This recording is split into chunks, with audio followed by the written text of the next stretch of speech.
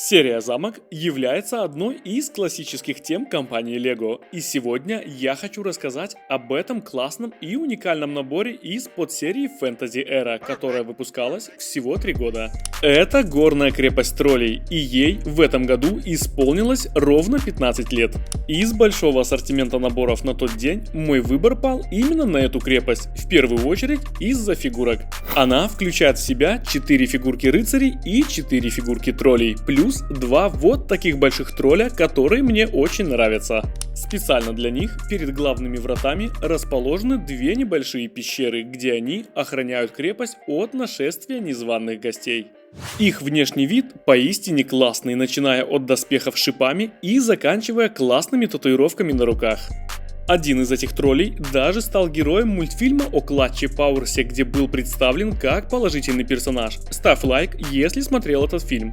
Мини-фигурки рыцарей пестрят всевозможным обмундированием и оружием, но даже это не помогло им сберечь своего короля, который угодил в темную башню троллей, где находится в заточении. Однако разнообразие доспехов и оружия действительно неплохое, особенно это касается всадника, который получил дополнительный элемент брони и крытый шлем. Такой же элемент доспехов наблюдается и у короля, однако выполнен он в более благородных цветах, чтобы соответствовать высокому статусу его величества. Если сравнить размеры тролля и всадника, становится ясно, что преимущество далеко не на стороне рыцарей, поэтому одна из фигурок имеет двустороннее лицо, которое отлично подойдет, чтобы подступать с поля боя. Фигурки самих троллей для меня являются одними из любимых в моей коллекции, чего лишь стоят их детальные принты и шлемы, выполненные в редких цветах. Тролли-солдаты вооружены острыми клинками, которые, судя по зазубринам, изготовлены лично ими.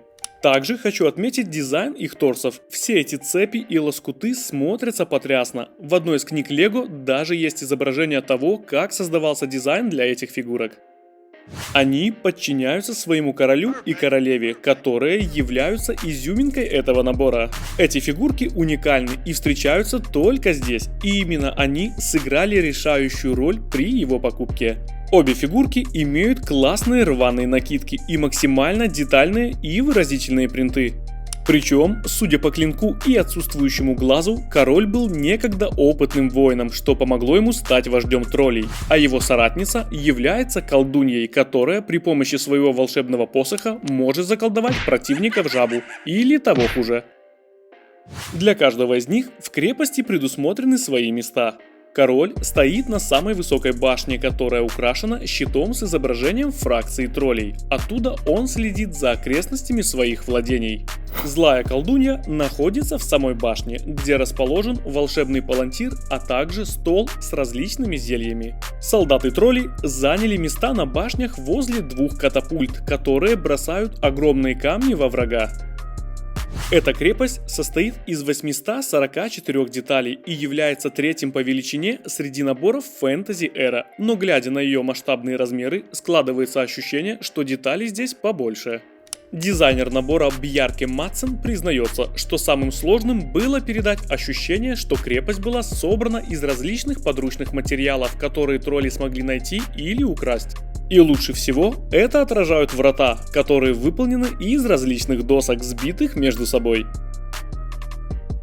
Эти подводные растения должны были передать ощущение, что крепость находится в болоте или же около него. И чтобы усилить этот эффект, на стенах расположено несколько кубиков в таком же цвете.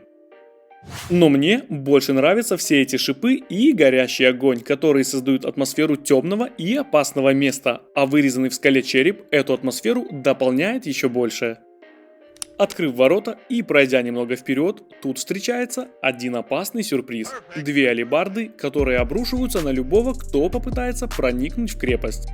Внутренний двор крепости весьма просторный. Отсюда можно забраться по лестнице на стены, которые могут быть подвергнуты осаде. И было бы классно добавить сюда какой-нибудь лук или арбалет. Дополнительно тут имеется 2 стойки с оружием и ключом, который, по-видимому, должен открывать тюремную дверь. А для более легкого доступа к темнице задняя часть решеток может быть снята и также легко установлена обратно. Также тут располагаются две бочки, где в одной из них спрятан еще один ключ, а в другой куриная ножка. Единственный элемент еды, доступный в этом наборе.